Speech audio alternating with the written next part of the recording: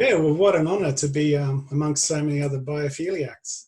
Um, yeah, truly a pleasure and an honour. Um, I wasn't sure whether to say yes to Michelle's invitation, but I'm, I'm in a very lucky position where I get to survey coastal ecosystems basically of eastern Queensland, as far north as Yeppoon now. Um, and there's not too many areas between the Gold Coast and Yeppoon that I haven't officially surveyed. And the ones that I haven't officially surveyed, I've done for love. Um, so yeah, from, I guess I'll give a little bit of a background about myself. There's a lot I would love to share, and clearly 15 minutes isn't a long time. So that way, with a little bit of background on myself, there some later dialogue and questions maybe will come of that. Yeah, I've been a biophiliac from a young age, lover of life, and sort of worked my way through most of the different life forms, obsessed with reptiles, birds, fish, and very patriotic. They all had to be endemic. And then about 15 years ago, my attention turned to plants. So I realized that in an ecosystem without the plants, there is nothing else. And Sandra might argue that without the fungi, there would be no plants, but needless to say, they all work together. So motivation of the heart, I think like everybody here, I had to upskill myself. So I was fortunate enough to work in a coastal ecosystem where I was land and environment manager and collecting native endemic seeds, growing them on, planting them out, controlling weeds, really getting to know intimately the coastal ecosystem, with a personal fascination for the cultural uses, the edible plants and medicinal uses. So fast forward a little bit, I realized that fire ecology was a bit of an issue, and I put myself through environmental science so that I had the skills to be able to be part of the solution. And then pandanus came along. So there's a bug that's been accidentally introduced, and it's one of the ironies of society. We love pandanus. They're for sure the most common coastal species and very iconic. And we ship them around and plant them all over the place. And when we move a plant, we move the insects with it. And we've just learned how quickly COVID can spread. And I guess it's happening in our natural world all the time, but very few people are monitoring it. And on a government level, there's insufficient staff to be monitoring it. So I saw there was this issue with this introduced pest, causing the death of tens of thousands of pandanus. And that's where my journey really began with pandanus and coastal ecosystems. So what I get to see is this this change in composition, ecosystem composition, from the northern end of my personal range, which is Yeppoon, down to the Gold Coast. And I'm seeing some really interesting trends. Some of them would be, like if we talk on a geological level, there's a little bit of information that's covered on geology. Predominantly our coastal areas here in the Sunshine Coast are either the sand dunes or the headlands are predominantly made up of what is known as Tiaro sand beds, or I think they've had a few name changes, but big sand depositions of sedimentary sand, hundreds of meters thick originally, that covered higher than the Glasshouse Mountains, and over time have eroded and exposed. So our coastal headlands such as Point Arkwright, Point Cartwright, they are remnants of that sandstone. And then we've had these intrusion events where igneous rock, mostly granitic, has come in from under the sandstone, how Mount Quillen was formed, for instance. But you get see that in some interesting parts of the headland too, in that range right above the high tide mark. So I'm seeing some beautiful changes in geology across Eastern Australia, as well as dune deposition and so dunal retreat and dunal advance. And there's some interesting themes. I might just share them. It might get somebody interested in the topic down that path. So we have the coastal islands. Everyone's quite familiar with the Kalula sandmass that Fraser Island belongs to. And then the islands to the south from Stradbroke, Moreton, Bribie and upwards, they're sort of a similar composition. It's generally spoken that the sand is carried north on ocean currents with a predominant southeasterly wind and waves and deposition. But in with that, over the eons, has been the effects of rising and falling sea levels. So I think it was around 20,000 years ago, the sea levels were about 120 meters lower than what they are now. And they have been steadily increasing, and 120,000 years ago, they were 8 meters higher. So the last time they were higher than, sea levels were higher than what they are now was 120,000 years ago. And only 20 to 30,000 years ago, they were 120 meters lower. So there's some really interesting patterns that you see when you spend all your time on the beach. For instance, often there's a build-up on the southern end of our coastal islands, Stradbroke, Moreton, Fraser, and then an eroding of the northern and western side of those islands. So you've got advancing dunes on the southeastern side and eroding on the northwestern. Also along from Hervey Bay up to Bundaberg, mostly the dunes are degrading there. They're being slowly eroded away. And there's interesting dynamics that happen there. Yeah, 15 minutes isn't long enough. I want to talk about some of the biodiversity, so I'll switch from geology. Some of the Ramsar locations were talked about, and that's for those migratory birds, very important that we protect those habitats. But what I particularly work with, because I work with pandanus tectorius, it's a coastal species. It evolved in Gondwana land back when, so right here in Queensland, back when it was part of Gondwana, the same landmass they believe is where pandanus tectorius evolved from. And then from there it has spread throughout the rest of the Pacific and across the northern oceans as far as Africa. So we've got this one species, this pandanus tectorius, has been here for a long time. With being here for so long, a lot of species of insects have evolved to use that plant as specifically their only host, their one and only host. So my journey started out knowing nothing about insects, and I've had to become an entomologist basically to both protect pandanus as well as to document some of these new insects, fascinating new insects that I'm finding, completely host specific to pandanus.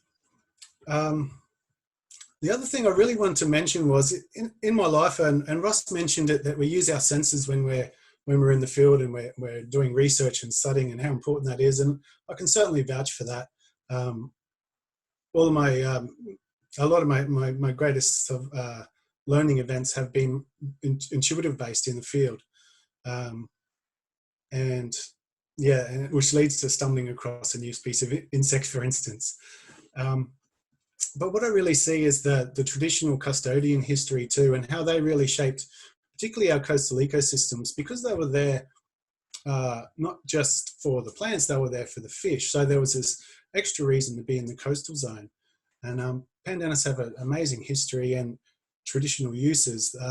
Just about every part of the plant is edible, and I believe they were the shelter. There was no need to build a temporary shelter if you're an Indigenous person anywhere in coastal eastern Queensland, because you have pandanus to sleep under as well as feed on.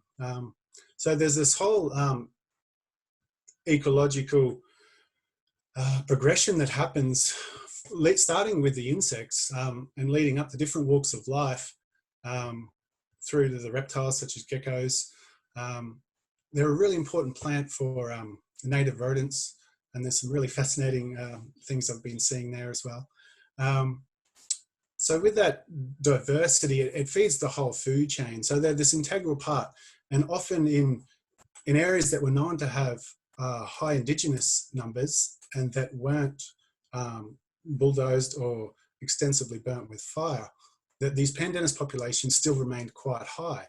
And in those first few 100 meters of coastline, making up to a third of the canopy cover, and just having a remarkable providing habitat and food and even water. The crown of a pandanus will store water for the water feeding birds. Yeah, I've done talks for 2 days and I've still had things to talk about pandanus, so I'll try and cherry pick the sweet bits. It's not easy. So yeah, the point I was making about the traditional custodians, I see that in the composition of the coastal ecosystem. So there was one coastal ecosystem that Narelle and Susie didn't mention here, and it's actually just being classified. A recovery plan was just made, in February 2019. So coastal rainforests and littoral vine thicket ecosystems, or plant communities. They're nationally critically endangered now, and a recovery plan has been written. And it's amazing that we spend so much time and so attracted to the beach that these ecosystem types are poorly known and poorly researched. And right here on the Sunshine Coast in the Noosa Shires, we have patches that are classified under the rules of the recovery plan as remnant patches that we haven't put on a map yet from a council level or a management level. So I work with councils, obviously from Yeppoon to the Gold Coast. So I really get this insight and national parks into the systems, and clearly we need more people on the ground and staff, and more experts sharing their knowledge. There's no doubt, and it's from fire ecology right through. But my pet passion has become coastal rainforests and littoral vine thicket ecosystems. And I guess with the pandanus as the poster tree and keystone species to represent that entire ecosystem. So the fascinating thing about these remnant patches, and I say remnant, they have had a hard life since colonisation. In the early days, livestock graziers would use hot fires to reduce the canopy right across every ecosystem type. When you reduce the canopy, you can increase the amount of grass, and clearly that's their objective. So a lot of the areas have had that background damage done. However, there are some untouched areas. Noosa National Park, just in behind the toilets, if you know that patch with the dominant hoop pines. And there's multiple patches throughout Noosa National Park, and many smaller patches throughout the Sunshine Coast. So the diversity in these ecosystems is extremely high and extremely valuable, and they're extremely threatened. One poor estimate, only based from the 80s and then comparing it back in 2000 or so, a 34% loss of that ecosystem just in those short 20 years. But that's definitely an understatement. From my time on the ground, I can definitely confer with that. But things are looking good. There's a lot of interest now, council groups, Indigenous groups, but there's still a lot of so I'm taking the time to mention these ecosystems that, with the same irony that our most iconic coastal ecosystem plant is overlooked, the coastal ecosystem that we enjoy so much, that some of the most valuable flora and fauna is overlooked as well, right through on a large level. And I think raising the profile of these ecosystems type and the interest in them is definitely part of the solution. So I think I'm probably just about run out of time. The interesting thing about these ecosystem types is to be a significant patch, it only has to be 100 meters by 100 meters. So even in a semi-urban environment, house owners can contribute by planting locally endemic littoral rainforest or coastal coastal rainforest or littoral vine thicket species in their backyard, particularly if they back onto or are adjacent to any remnant patches. So increasing that number and the endemic species rather than our standard go-to landscape plants. So we're lucky here on the Sunshine Coast, and I can say that Sunshine Coast area has better availability of locally endemic plants than anywhere in eastern Queensland that I've visited. We have Coolum Community Native Nursery, as well as Noosa District Landcare Nursery. So those two groups do amazing things along with Coolum Nostril Coast Care. And these plants are local endemic. They're collected from seeds. So even if you go to Bunnings and buy a so-called native plant, even if it was native to this area, it's most likely being grown via tissue culture. So the genetic diversity, because when we talk about biodiversity, the genetic diversity, if you were to buy from a tissue culture, basically they only need one plant and they can turn one leaf into 1 million plantlets and sell them on. So in effect, 1 million plants, they're all the same plant with no genetic variability. But when we talk biodiversity, there's not just on the ecosystem level, but also on the genetic level. So within an ecosystem, so all the same rules apply that from the bigger picture that both Ian and Narelle and Susie mentioned, and Sandra. Yeah, diversity is the key. Losses are occurring, and I barely mentioned pandanus. I realise there's other ways to find out more about pandanus from me. I do have a Facebook page, and happy to chat with anyone who's interested, particularly researchers. I'm basically going this alone. It's a big area to survey twice a year. Each area needs to be surveyed. I'm spreading a little micro wasp to control a hopper that is an introduced pest to this area. The fundamental procedures that I'm using of using a biocontrol, a micro egg parasitoid wasp to control a hopper pest, it can also be directly directly applied to agriculture. So hoppers on agriculture. So there's that